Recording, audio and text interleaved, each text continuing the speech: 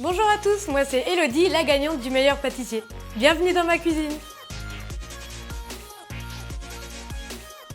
En collaboration avec votre centre au shopping Le Mans, j'ai décidé de vous apprendre à faire des pains à burger.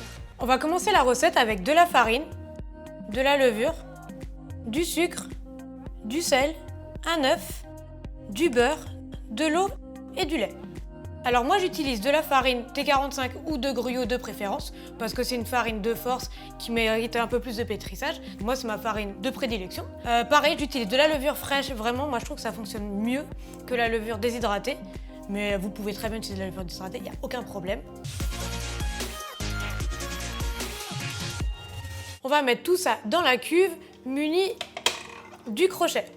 On va commencer à mettre la farine. Donc moi j'utilise un robot, mais vous pouvez le faire à la main, ce sera juste plus sportif. On va mettre la levure d'un côté. Je vais verser le sucre du côté de la levure. On va recouvrir le sucre et la levure avec un peu de farine. Donc on peut prendre nos mains. Comme ça, le sel ne touchera pas la levure. Donc on va mettre la levure de l'autre côté, comme ça. Donc vous le savez, le sel est un exhausteur de goût. Ça va servir vraiment à décupler les saveurs de votre pain à burger. À côté de ça, on va verser l'eau dans la cuve.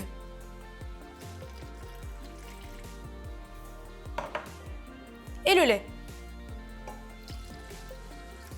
Donc moi j'ai utilisé du lait entier, mais vous pouvez utiliser du lait demi-écrémé, il n'y a aucun souci. Après ça, on va casser l'œuf.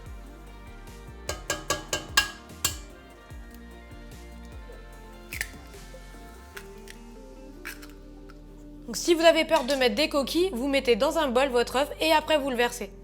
Donc là, j'allume mon robot à petite vitesse. Je laisse tourner ma pâte pendant 5 minutes pour pouvoir mettre mon beurre et donner ce liant et l'élasticité à la pâte. Là, on voit que la pâte, elle se décolle du bord, donc on va pouvoir y mettre le beurre. Donc on met le beurre, on n'hésite pas. Là, ça va former une pâte un peu bizarre, mais pas d'inquiétude, ça va se reformer et là, on va avoir une belle pâte à burger. Donc là, ma pâte, elle est prête. Vous voyez bien qu'elle est super élastique. Vous voyez, je peux l'étirer. Donc quand elle est comme ça, qu'on voit bien à travers, c'est que le réseau de gluten, il se fait très bien. On va pouvoir maintenant la transvaser dans le bol et la laisser pousser.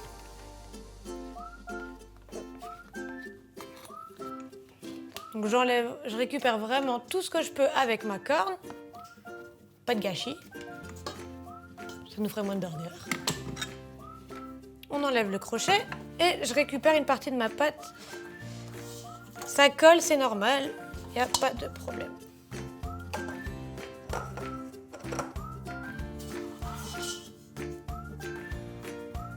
Comme vous pouvez le voir, elle est bien élastique et elle colle au doigt. Je vais la recouvrir d'un torchon et on va la laisser pousser pendant 1 heure. Le reste de pâte que vous avez sur les doigts, vous pouvez le manger, comme moi.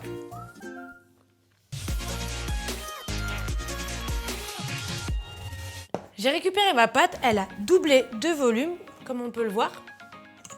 Maintenant, on va aller la travailler pour faire des pâtons. Donc j'ai besoin d'un peu de farine, donc on va mettre sur le plan de travail pour éviter que ça colle. Vous pouvez en mettre un peu plus, il n'y a aucun problème. Donc on enlève la pâte du bol.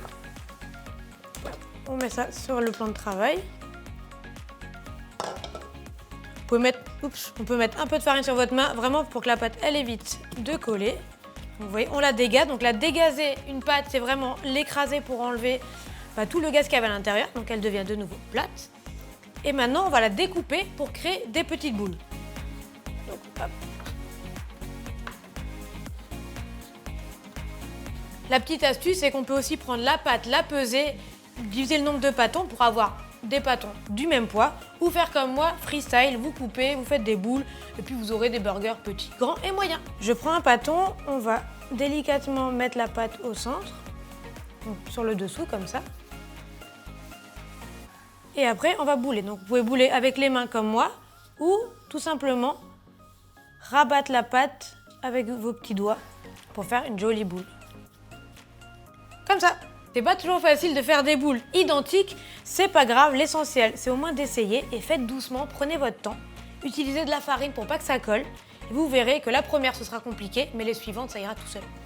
Ce qui est chouette, c'est qu'avec cette recette, vous pouvez le faire à la maison avec les enfants. Ils vont s'amuser, la farine, la pâte. Ça va être un moment vraiment familial. Donc j'ai fini mes boules, maintenant je vais prendre ma plaque. Hop.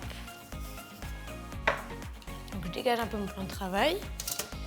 Donc on espace, moi je vais mettre 3 boules parce que je préfère les laisser espacer quand elles vont prendre de la place en poussant dans le four.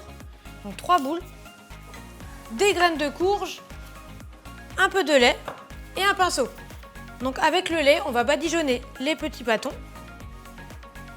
On met bien partout, on badigeonne bien. Ça aussi, vous pouvez le faire avec les enfants, ça va les amuser. Moi, je fais ça avec ma fille et elle adore ça. Hop. Et après, on met des petites graines de courge sur le dessus. Ça apportera du croustillant. Donc moi, j'ai utilisé des graines de courge, mais vous pouvez utiliser du sésame, du pavot, voilà, ce que vous voulez.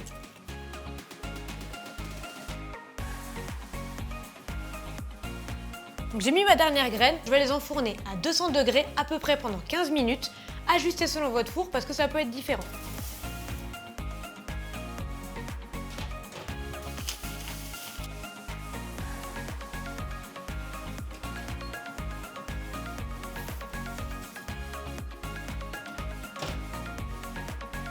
Mes pains à burger sont cuits, sont bien dorés, sont encore un peu chauds. Je vais les poser sur la grille. Et là, je vais vous montrer ma version du burger trop gourmand.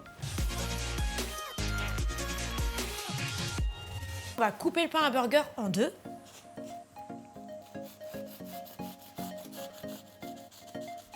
Faites attention à ne pas se couper. Donc il est ultra moelleux. On enlève le petit chapeau.